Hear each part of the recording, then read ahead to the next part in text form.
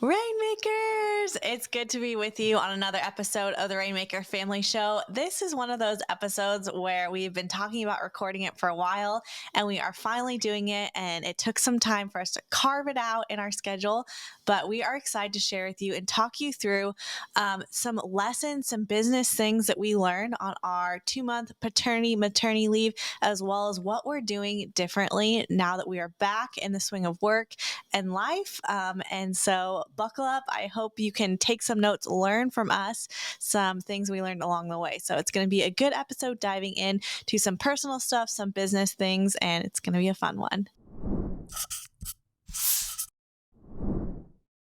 So first up, I think we should talk a little bit about the time that we had off, kind of what led up to that, and then we'll talk about some things we learned. I know for you, Stephen, there's some valuable lessons in there, and then I think we should end with what we're doing differently as we are back in the swing of things. So we decided when Oliver was born, he was born on March 6th, and you can catch the episode about his name, his birth story, and all of that in previous episodes. But we decided we were going to take 2 solid months off together, not being in the business at all.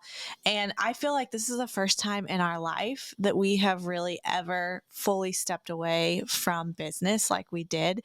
And it was really incredible to watch our team level up and to see the Rainmaker community loved and served. You know, you guys were still getting podcast episodes, all of those things. And I never thought that we would truly be in a place like that. Because with Kaizen, like, we still had Rainmakers, we still had our wedding business, and we did have people covering certain things. I mean, Rainmakers wasn't what it is now. You know, it is a big ship with lots of different things going on all the time.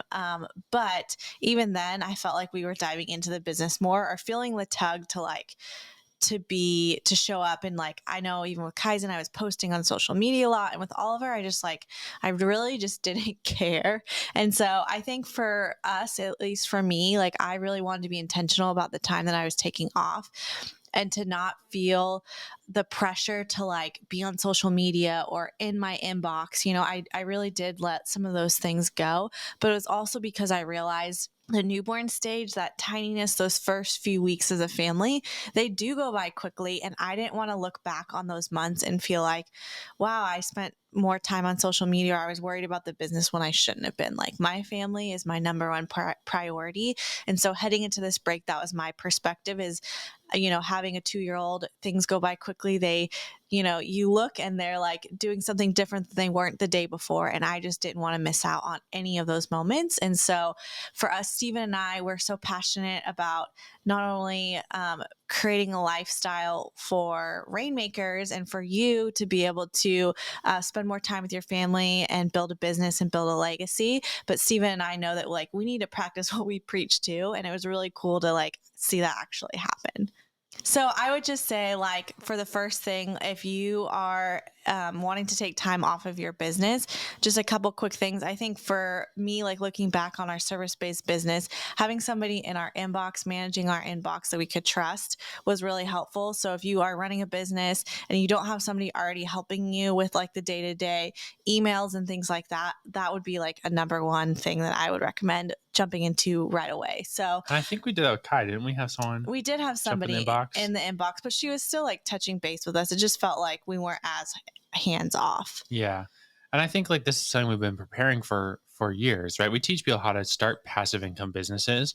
And like our Amazon businesses are very hands off at this point. But Mm-hmm. the education business of teaching people how to do that is not hands off, but it can be. And that's kind of the key thing that we have tried to build into any business venture, any investment opportunity, even like the Airbnb properties we run. We like kind of having a passive, active involvement where if we are involved, we can grow the business, we can be visionaries, and we can guide the ship and help it, see around corners and see where it's going, right? But we can also step back when needed, if traveling, if family stuff comes up, and the ship keeps sailing, right? And so we try to do this with all our businesses. I mean, the Airbnb is a great example. We have someone fully manage our Airbnb properties for us. They take a commission off of the sales that come through that Airbnb, but it's totally hands off. But if we want to level up the experience over there, sometimes we will go over and do a couple things ourselves, where it's just like, I have this vision to, have a welcome gift, in every room. So we created that welcome gift, and that leveled up the experience. But then we set up a system that everyone follows. We had a checklist that the cleaners follow. Make sure you put the welcome gift on this part of the bed. And that way it's done the same way every time. And this is something we've done in all our businesses. So if you had to look at your business right now and go like, if I were to just totally check out tomorrow from the business for a month, what would break, right? And how could you create systems to even just document what you're doing, right? It's just like checklists that document what you're doing so that if you had to plug someone else in there and give them the checklist and say, figure it out, they could. And this is what we've been doing over the last really 2 years in Rainmakers, like the education side of things, is SOPs, which is standard operating procedures, checklists, that type of thing. So that way, when we step out, things keep running and even leveling up, which has been super cool to see. So that was one of the biggest breakthroughs we had was just like, and we've had it happen once or twice before. Like we went to a conference for a week and then I got COVID. So I was out for like another week. So it was a good maybe practice half a month out of the Mhm. office. Everything kept running, nothing burned down, and even the business leveled up because leadership is in place who can make decisions and keep things rolling, right? So one of the breakthroughs we had was just seeing our team really thrive, seeing the systems that we created be tested and actually work. And so we just share that just as a celebration, just being like, man, this is so cool to have something like that, but not just to toot our own horns, but also to encourage you that some of that not so fun stuff of systematizing things and Mhm. checklisting things, and whether it's a Trello board or whether it's a a Google Doc checklist, like however fancy it looks for you, just starting to document your own processes makes it so much easier to step out and have people step in and do those things for you. Yeah. And I hear a lot of times people, whether they're hiring their first VA or they have an office assistant or even like a nanny that is coming in and helping just a couple of days a week.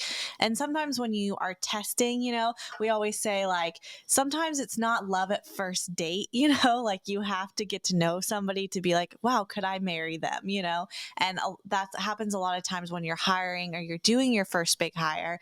It takes time in this back and forth. And so I would just encourage you, like, most of the time somebody is not going to get it right 100% of the time, like right away, and you have to learn to use your words or typing it out to share exactly what you want to do and be specific. We find this all the time with, students hiring that VA and they're frustrated that people aren't grasping their concepts. And I know I felt that way before, but it really is like sitting down and using your words to explain what you need and thinking through that. And if you can handle that and do that right the first time, you'll be so much better off. But you can't be upset at somebody who's not getting your vision when you haven't clearly communicated to them what you're expecting. Yeah, business is a lot like marriage, right? Yeah, Yeah. this person can't read your mind.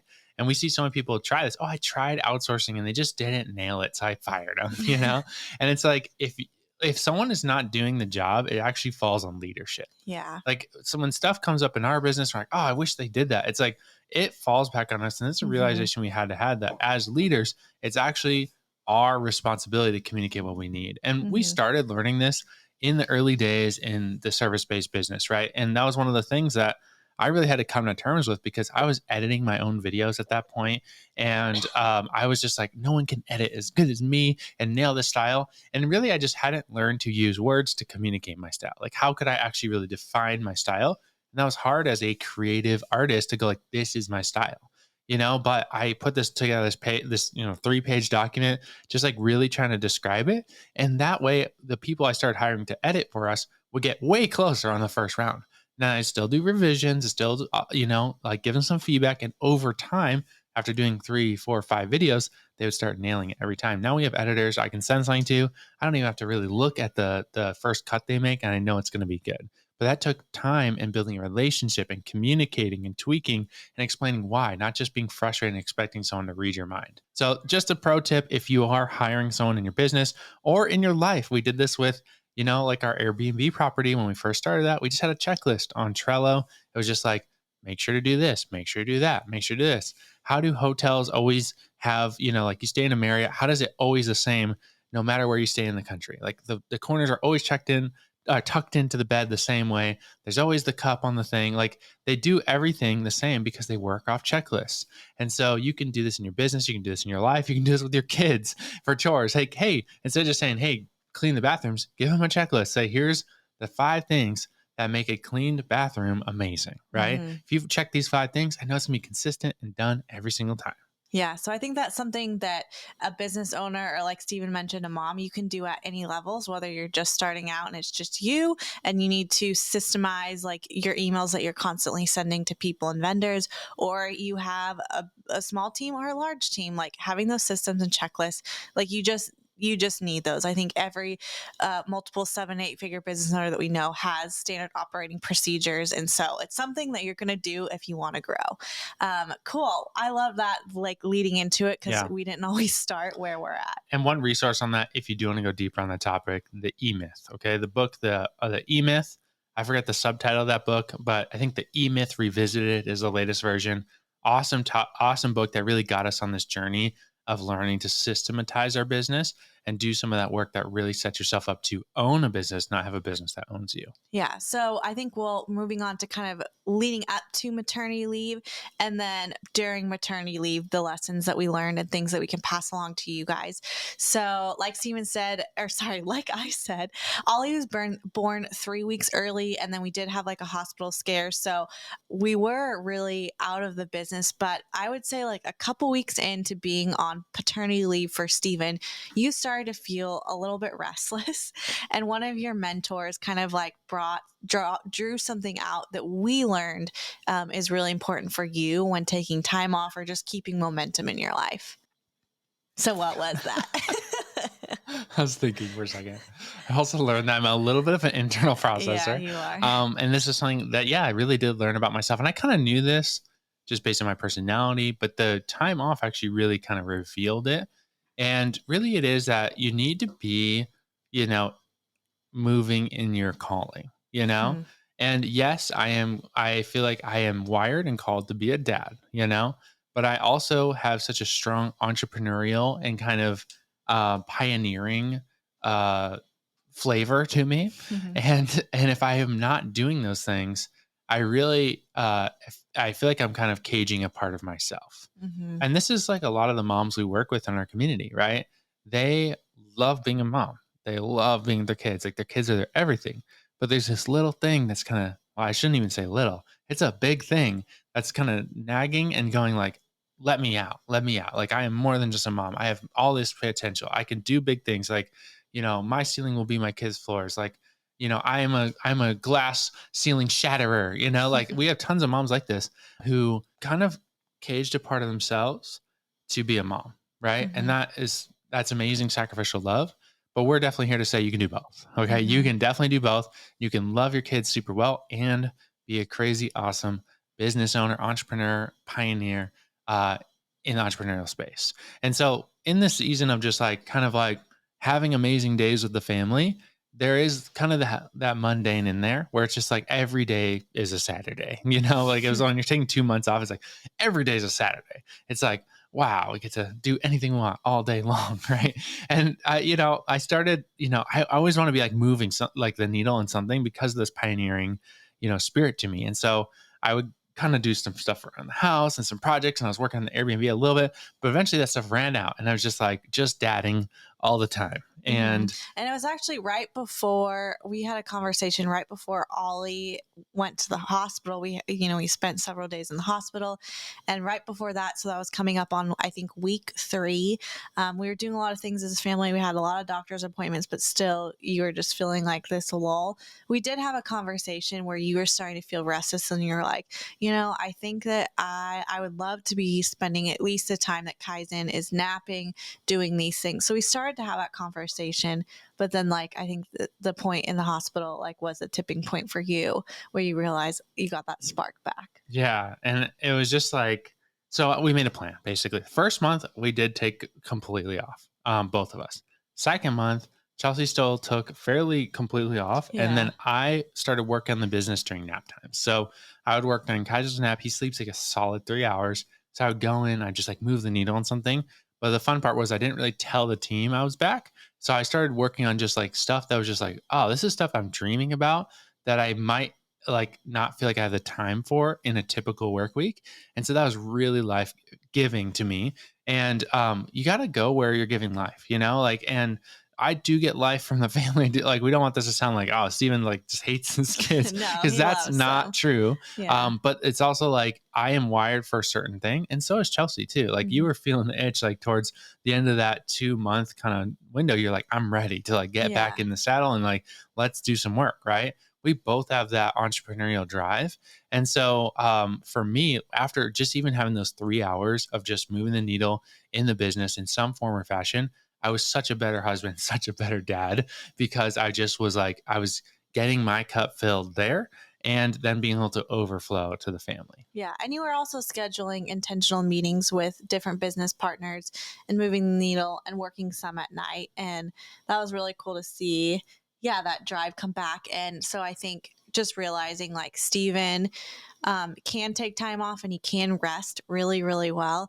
But there is a part of him that needs to keep moving the needle. And so we just decided as a couple, like, I was like, well, I still want you obviously around and not to go fully back to work. So, like, what can you do to move the needle that might be some projects and things that we've been dreaming about that we weren't able to get done on normal business work? And you were able to do like so much. And so that was really cool to see happen and just you come alive to that. And one book I read during that season that was very helpful. If you're kind of hearing what I'm saying, you're like, oh, I definitely relate to that.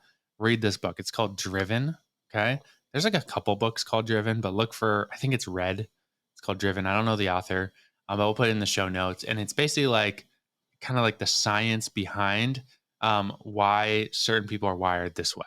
And just like that driven nature to like always be wanting to move something, right? Like, it was almost like I was kind of not like, I shouldn't use this word lightly, but I wasn't going into a full on depression, but there definitely was a part of me that was depressed, being not in the calling, like not in the momentum that I know I'm made for. and there's Ollie. While we were taking this time off, and like Steven mentioned, kind of at the end of the couple of months, I was ready to go. But I would say I'm coming back, and we'll share on this later in a very more structured way so that I don't feel pulled in a million different directions. And for me, like, I really wanted to be like tuned out. I needed deep, intentional rest. And I would say, like, women just giving birth, like most women like want deep intentional rest, and I think that we as a family do more things than I would say your typical like family that just has a brand new baby. Like, we like getting out of the house, we went on several trips during that paternity leave that were amazing, so we're already like doing things, but I just like I didn't want my mind to be thinking about work. Like, I really, really needed a rest Mhm. period, and I'm so glad I gave myself that. And even now that I'm back, I'm still very intentional about like, am I filling my cup in the ways that I need to be so that I don't get burnt out and I don't feel this like I'm juggling two worlds, which I think oftentimes moms feel. And so I really tuned into the rest. And through that rest, I've had deeper revelation. And now I have the drive of when I am working. So I just encourage you. Steve and I have kind of two different perspectives, and of course, like letting my body heal and all that, but it's so important. So yeah, my business breakthrough during that season of rest was really learning a little bit more about myself. And Chelsey's was also, I feel like the biggest kind of thing that came out of that was the dream week. I want to talk about the dream week and like how we designed. Yeah, so I knew that maternity leave for me was going to be coming to an end, and it wasn't like a like I could have extended it if I wanted to, but I was feeling like, okay, I'm ready to put my hands to things, like, but what is it that my time is best used for? And right before I got pregnant with Oliver, I was in a good rhythm of like what I was doing. And then I got pregnant with Oliver. I was super sick, coming out of being sick, but kind of in this weird in between being pregnant. I feel like my hands were in a lot of different things. And some days were really productive. And then other days it was like, oh, I need to take a nap. So it's just like, I didn't like the rhythm was kind of all over the place. And I think my hands were in a lot of different places that they probably didn't need to be. And so whenever you have a break and you have a reset, I was just like, I don't want to go back to any of those old ways. So what does it look like moving forward? And Steven and I sat down, we're like, what does it look like for me to have a dream week. And I think that anybody at any phase of their life can sit down and plan their dream week. And this is not like unrealistic expectations for you and your family. So if you are not in a place financially to like go live in Hawaii for months on end, then your dream week can't be like just living in Hawaii on the beach, you know? Like, what does my dream week look like for me to actually like live in our house, run our businesses with our kids? Not unrealistic expectations. So we literally just sat down and went through the days of the week, and we started first with what is most life-giving to me. What are the things when I've looked back on my life, and especially in the last 6 months and being a mom, what are the things that like could help me have a better week versus a week that felt really off? And so we identified those first. So for me, it was spending time with friends, it was working out, it was doing some business, and what would you say some of the other things were? Being a Like mom. being a mom, yeah, friend time, business, Yeah. working out, being a mom. Like, so really, like, Can't forget that one. can't forget that one. Yeah, some like 4 things in Yeah. there, and And how there do was I some want to self-care schedule in it? there too. Yeah, and self care. Yeah. So I sat down, and for me, my dream week looks like Mondays. We have a team meeting in the morning that I am a part of. And then after that, I don't really do any work on Monday. It's more of like a self care day, and I spend intentional time with a friend or with the boys. And then Tuesday and Wednesdays are my big work days in Rainmakers. So Tuesdays, we have another awesome team meeting in the morning. And then right after that, I decided this year that I was going to spend more time creating content, whether that was ad creation or specifically in TikTok. And so up until that point, we hadn't been on TikTok, and TikTok was like, this just feels overwhelming, and I don't want to be on another platform scrolling endlessly trying to figure out ideas. So we decided that one of our team members, Heather, who is actually in the same town as us, she comes over now every Tuesday. And between her and somebody who's on our ad creation team, they're handing me things that I'm saying, and Heather's the one recording. So we spend like an hour and a half of solid TikTok hour. We knock out like 4 to 6 TikToks, and then those are sent off. And then the rest of the day, while Kaizen is napping, I usually will either spend extra time creating content with Steven or answering emails. So that's kind of like Tuesday. It's like a full work week. Steven knows that on Tuesday, if there are any ads that our ad team is asking us for, any additional course content that we need, Tuesday is the day to record it. And I would say we've stuck to that. And then I would say later in the day, like, you know, if I'm feeling up for it, we'll have a friend over or something like that. But just the more spaced out work time or the more intentional work time has been really helpful. And then Wednesdays, we sometimes will plan a date in the morning. You and I, we have that planned into the calendar. And then Wednesday is like podcasting day. And we also go live in our Rainmaker family group every single week and give updates and love and serve on that community. But really, Wednesday is like, it's podcasting. It's a full work week. I know that like I'm going to be away from the boys a little bit longer, and that's okay because I have these other days buffered in. Yeah. And then Thursdays and Fridays are back to, full on mom mode, friends mode, self-care. And so it's really cool because I think like if you can do this, and we do this, I even do this, like I work Monday through Friday in the business. However, I do have topical themes to days. Yeah. And it just like allows you to kind of get in the flow of things.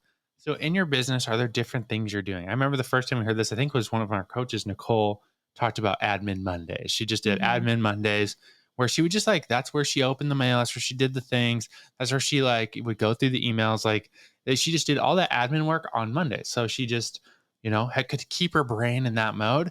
And then she like had a creative day, or something like that. So I started doing that early on when we heard that. And now we really do that as well. So I kind of also have things of the week for days where I just know like if I have a meeting, it's going to be on this day. If I have some creative content creation thing or product development, it's going to be on this day. If I have like a more personal thing, it's going to be on Fridays. And so I just know that, and I've adjusted my calendar accordingly to that. And that also helps us because we're working together and we don't always have time to like update each other on our schedules. Now I kind of know like if I need Chelsey to be doing something with us, schedule on these days. And if she needs something of me, like let's schedule on that day. And it just makes things so much easier. So this would be our challenge to you, because this was such a huge breakthrough, was just looking at the week and going, one, what gives us life, and schedule these things in first, right? So time with our kids, right? Time with a friend at least once a week. Time with each other, right? We have Mhm. the date in there. Self-care, rest, all those things. Schedule those in first, then work the business around those things. And this has been such a powerful breakthrough. I believe when you can learn to rest throughout your week and not just like go Mhm. crazy and then crash on the weekends, you can actually work at such a higher level. You'll actually get so much more done by working from a place of rest. Yeah, and for me, like I said, I know Tuesdays and Wednesdays are my big days. I know what is happening on those days. Steven knows what's happening on those days. I have that blocked out. So it's like, I'm not meeting up with a friend at 12 o'clock on Tuesday because that's when I'm meeting with Heather to do TikToks. And we've also reevaluated like what is my best time in the business? Like I don't need to be doing all these other tasks. I need to be creating content and being on these business meetings and helping, Yeah. steward what we have. Yeah. Like what are those CEO level tasks? Now, Mhm. in different phases of the business, you do different things, right? Yeah. And, in startup phase of the business, you do all the things, you wear Mhm. all the hats. And so if that's you in this season of life, then I think the breakthrough for you is like compartmentalize your days so that you can get in the flow of things. If you're in a Yeah. creative business, maybe you have a creative Wednesdays and Fridays, and then you have an admin Mondays, and then you have, all my meetings are on Tuesdays, right? So you just like compartmentalize things like that. And that way, you know that, okay, I just know like if I'm going to work out, it has to be on these days. And then you just feel like you're in this rhythm, this flow, and it's so cool. Mhm. Now you can break those rules, but like we have found that, if we break those rules, it can throw off the week a little bit, right?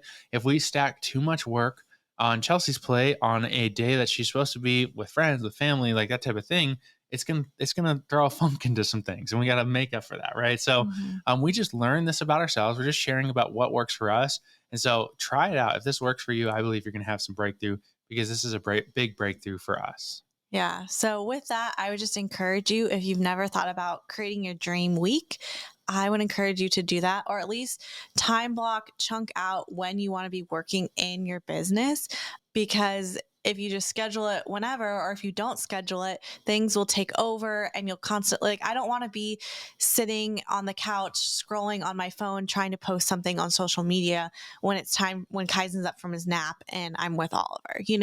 I want to have like time carved out for that. And, it's not perfect. Like, I definitely will still scroll. And a week ago, like, I ended up doing some ad creation on Monday and it did throw things off a little bit. And I was like, why do I feel a little bit funky? Yeah.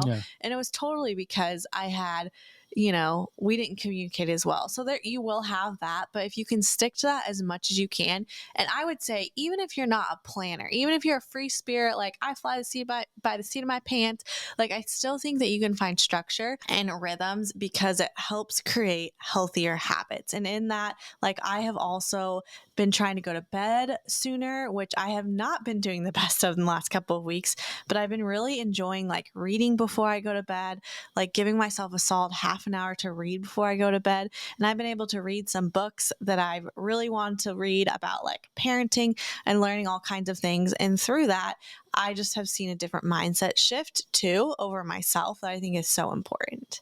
If you want to go deeper on planning life before business, I definitely recommend checking out the podcast episode we did with Joe and Shelby.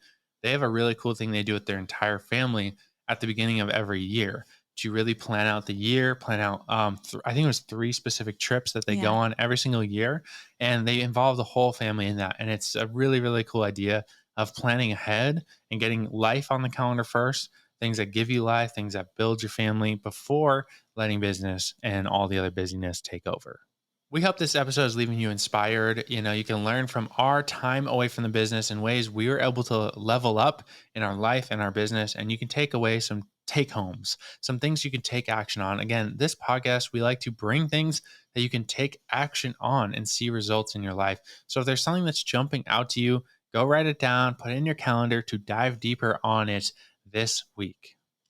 And if you have left us a review for the Rainmaker Family Show, we just want to say thank you. You're amazing. We truly appreciate it. And if this podcast resonated with you, we want to encourage you to share with a friend who needs this today.